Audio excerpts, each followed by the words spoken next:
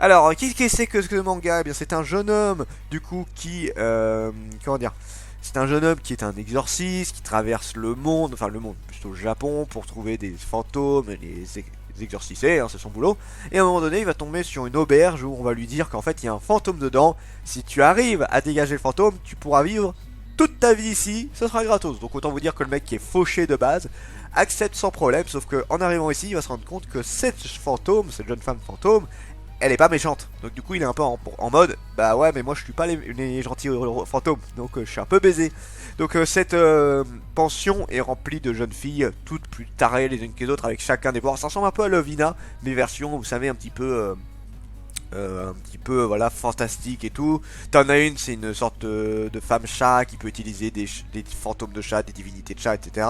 Il y en a une, c'est une ogre, il y en a une, c'est une divinité de la chance. Voilà, on a un petit peu une ribambelle de personnages ultra particuliers. Et c'est très très très etchi comme truc, mais c'est super. C'est vraiment super, super, super, super, super, super. C'est un manga qui est bourré d'humour. Si vous voulez de l'humour et du boobs, le manga est fait pour vous. Donc il est fait pour moi. Ensuite, nous avons Starving Anonymous, donc dernier tome de ce que j'ai... Oui, la dernière volume, donc je ne vous montrerai pas d'extrait à l'intérieur, je ne montre jamais le dernier tome. Starving Anonymous qui est bah alors j'adorais déjà l'auteur avec Fortress Apocalypse. Là j'étais étonné de voir qu'il avait fait il a dû faire d'autres mangas, mais nous qu'on a un autre manga de sa part. D'ailleurs si vous connaissez pas Fortress Apocalypse, allez le voir, c'est vraiment génial. Là pour l'histoire de base de celui-là, du coup c'est un lycéen qui allait voilà à l'école normale et en fait son bus a été arrêté. Tout le monde a été endormi et ils ont été amenés dans une usine qui cherche en fait à transformer les humains en bestioles ultra grasses, tu vois, pour nourrir des extraterrestres. Sauf que les extraterrestres en question, donc déjà ils sont nourris grâce aux humains, mais en échange de quoi, ils leur donnent des conseils, bref, en fait l'économie du Japon, tout ça, tourne grâce à ces bestioles-là, hein, en grosse partie. Sauf que, normalement, quand ça se passe bien, voilà, les femmes, elles servent à la reproduction, les hommes, bon, il y en a quelques-uns qui servent pour forniquer, pour faire de la reproduction, et les autres sont nourris à base d'une matière ultra addictive qui te fait grossir comme c'est pas possible, et se servent de nourriture à ces fameuses bestioles.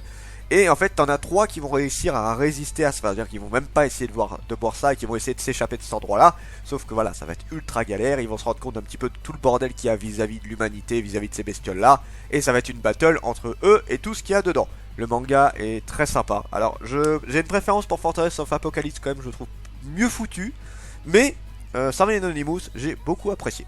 Et j'attends de voir du coup ce que va donner le dernier tome. Classroom for Hero, putain c'est un gros pavé par contre, le truc c'est un énorme pavé. Alors, c'est un petit peu style humour etchi aussi celui-là, mais un peu plus posé. En fait c'est vraiment un style assez ancien celui-là je trouve, mais qui est très très bien réalisé. Pour l'histoire du coup c'est le héros en fait qui a combattu le roi des démons, sauf qu'à la fin du combat contre le roi des démons, il a perdu une bonne partie de ses pouvoirs. Disons que le combat était tellement intense qu'il... Enfin, en fait, il peut utiliser 30% de sa puissance, sinon...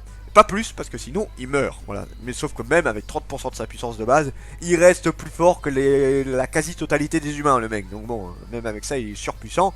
Et il va aller dans une école de futurs héros, juste pour refaire une vie normale, pour se faire des amis, tout ça. Sauf que bien évidemment, son passé de héros va le rattraper. Il y en a enfin, les gens ne sont pas encore au courant que c'est lui, mais voilà, il y a des gens qui essaient de le retrouver. Il y a des trucs en rapport avec ce qu'il a fait avant qui reviennent le voir. Bref, son passé le poursuit. Et du coup, voilà, c'est du style humour, aventure. Enfin, pas vraiment aventure, on est plus dans de l'humour etchi en fait, celui-là. Mais bon, c'est vraiment très marrant comme manga. Ensuite, nous avons Dragon Ball Super, bien évidemment, je continue à les suivre. Hein. Donc, alors, je vais pas en parler plus que ça, bon, on connaît, c'est tout simplement la suite de Dragon Ball Z. Voilà, je vois pas quoi dire d'autre, de toute façon. Pour ce qui est de mon avis en soi, bon, bah, il y a des trucs que j'aime bien. Là, je vous avoue que après la bataille de l'univers, des 7 univers, j'attends un petit peu de voir ce qui va se passer, parce que là, on a un nouvel ennemi qui m'intéresse pas mal. Je trouve plutôt classe en fait l'ennemi, donc j'attends de voir à quoi il va ressembler tout simplement. Donc voilà, j'en dirai pas plus parce que je ne sais pas quoi dire de plus sur ce manga. C'est Dragon Ball quoi, c'est tout. tout simplement. Ensuite, nous avons... Putain, il reste encore ça, hein, j'ai pas fini. Je vais découper la vidéo en deux parties parce que ça va être long sinon. Check Me Up, un manga donc du coup qui est porté... Ah, série en 7 tomes. Putain, on est bientôt sur la fin, j'avais pas vu ça. Manga qui est qui est très posé sur tout ce qui est hôpital en fait. Donc c'est une jeune fille qui a vu un mec sauver une personne dans la rue. Donc c'était un médecin et elle est tombée éperdument amoureux de ce mec là. Et du coup elle s'est dit je veux être en couple avec lui, je veux me marier avec lui. Du coup, elle va passer 5 années de sa vie à faire des études de médecine. Elle va devenir infirmière, elle va réussir à revenir dans l'hôpital où est ce mec. Sauf que le mec en question, c'est un gros connard. Voilà. Et du coup, ça va tourner autour de ça, elle va essayer de le conquérir. Lui, c'est un gros enfoiré. Bref, le manga est porté un petit peu vraiment sur le fait que c'est une belle saloperie, le petit Lascar là. Mais bon, il a quand même des côtés beaux, tout ça. Bon, c'est du shoujo pur et dur, hein, de toute façon. Mais le manga est intéressant parce que tu vois un petit peu le domaine du médical avec de la romance. Voilà, c'est le manga, je l'apprécie bien. Ensuite, Your Little Secret, qui est bientôt fini également, qui sera fini en 8 tomes de Emma Toyama, qui a fait beaucoup de séries. Alors, de quoi que ça parle ce manga-là? Eh bien, c'est une jeune fille ultra timide qui va rentrer dans un boulot de sa tante qui lui dit voilà, en fait c'est un boulot où tu dois juste écouter les gens. C'est pas un truc de psychiatre où tu dois répondre et tout, tu es juste là pour écouter les gens. Les gens te racontent leurs problèmes et c'est tout, tu écoutes.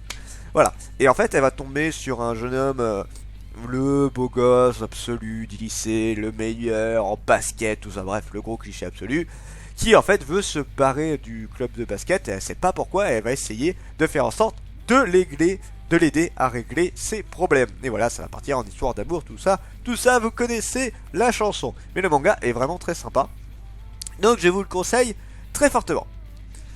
Alors, ensuite nous avons Atreil, donc c'est un gros pavé encore, c'est le dernier tome. C'est le dernier tome de la... D'ailleurs là il y a beaucoup de derniers tomes ces temps-ci, mais il y a aussi beaucoup de nouveautés qui arrivent. Alors pareil, je suis... Ah non, c'est pas le dernier tome, c'est une série qui finit en 6 tomes. Ah ouais, mais je... putain, pourquoi il est aussi gros le tome? Bizarre. C'est un gros pavé de malade et c'est pas la fin. Bon, ok, ça marche, pas de problème. Du coup, j'ai pas vu beaucoup de personnes en parler ou même qui lisent ça. J'ai l'impression d'être des rares personnes à le lire. Donc bon, Atreil, de quoi ça parle? Atreil, ça parle d'un jeune homme qui aime la normalité. Le mec, il a écrit tout son avenir sur 20 ans, c'est-à-dire qu'il fait ses études, il va trouver une copine, il va trouver un travail, il va se marier, voilà, bref, le mec, il veut une vie tout à fait normale, tout est calculé pour lui pour que tout se passe bien. Le problème, c'est que rien ne va se passer comme prévu, puisqu'il va avoir l'Atreil, une sorte de gros cube un peu bizarre qui peut faire à peu près tout ce que l'on veut à partir du moment qu'on peut le contrôler, c'est-à-dire notre héros. C'est un des rares personnes qui est capable de le contrôler. On sait pas trop pourquoi. Bon, maintenant on sait pourquoi, mais voilà, au début on savait pas trop pourquoi. Et du coup, le problème c'est que tout le monde a peur de lui et tout le monde veut se servir de lui également. Voilà, donc sa vie de normalité, il peut lui dire au revoir. C'est fini. Donc voilà, manga qui est sympa. Alors c'est pas extraordinaire, hein, mais c'est sympa. De mémoire, c'est l'auteur de Code Geass qui a fait ce manga-là. Donc voilà, c'est un manga qui se lit plutôt bien. Moi, j'apprécie bien la série, j'apprécie bien. Ensuite, nous avons Aku. Là, c'est vraiment le dernier tome de la série, donc je ne vais pas vous le montrer. Aku qui avait très très bien commencé. Jusqu'au deuxième tome, tout allait bien. Et à partir du troisième tome, ouh, ça s'est pété la gueule méchamment. J'étais deg parce que j'adorais vraiment beaucoup ce manga. Et finalement, il m'a fait un gros doigt d'honneur. Il m'a fait un énorme doigt d'honneur. Alors de quoi ça parle? Et ben en fait c'est...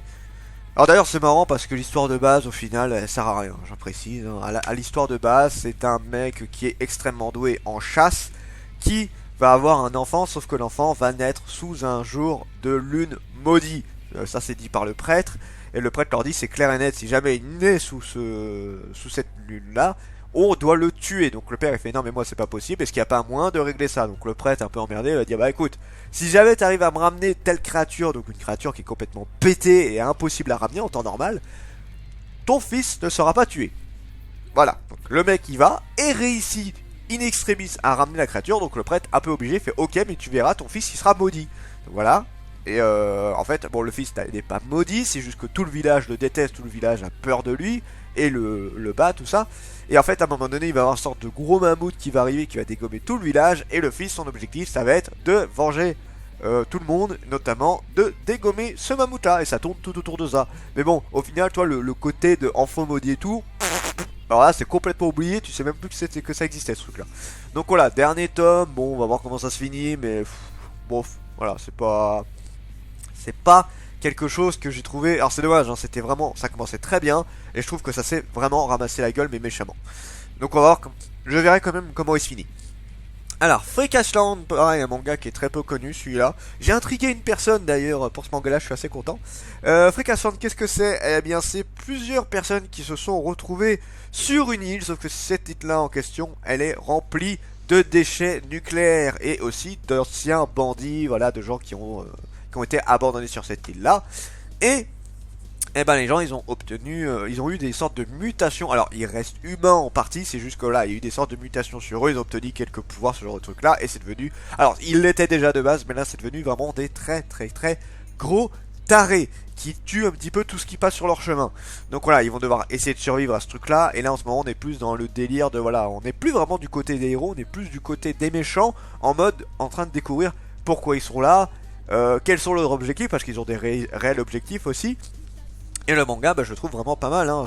Alors, c'est pas exceptionnel, mais voilà, c'est le petit manga qui mériterait d'être un tout petit peu plus connu, je trouve. Franchement, j'aime beaucoup comment c'est travaillé.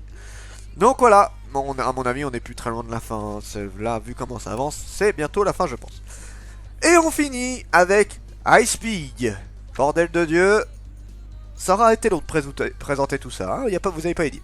Alors, Ice Pig, de quoi ça parle? Eh bien, c'est une hackeuse qui fait son travail de hackeuse. Elle s'occupe principalement, c'est un peu une Robin des Bois, elle s'occupe vraiment des gros connards et elle essaye d'aider des orphelins, ce genre de truc là. Et le truc c'est qu'à un moment donné elle va tomber sur un mec qui a failli se faire tuer par une organisation. Le mec il s'est fait capturer, il allait se faire vendre aux enchères et tout, et elle lui a sauvé la vie, mais en échange de quoi tu vas devenir mon assistant, tu vas devenir un petit peu le physique, le côté physique du hackage. Tu vas aller sur place, tu vas t'occuper des gens, tout ça. Et ça va être son nouveau coéquipier dans ses manœuvres. Et voilà, on suit un petit peu les aventures de cette jeune femme assez particulière. Alors le manga est pas mal, j'ai un gros regret sur les dessins que je trouve pas spécialement beaux. Alors le manga est pas mauvais, mais je le trouve vraiment pas extraordinaire plus que ça. Voilà. C'est sympa, mais sans plus, je trouve. Voilà. Je continue à suivre parce que, comme j'ai dit, il y a quand même un fond de sympathique. Mais je sais pas. On va voir ce que ça donne. Je verrai bien. Donc voilà pour tout ça. Ouh, ça fait beaucoup de nouveautés, donc je confirme la vidéo sera coupée en deux. Sur ce, c'était Dragmar, et je pense que les vidéos lecture et avis manga, je les ferai demain. Je suis désolé, mais en ce moment, je suis vraiment sur trop de trucs. C'était Dragmar, et je vous dis à la prochaine, chers mortels.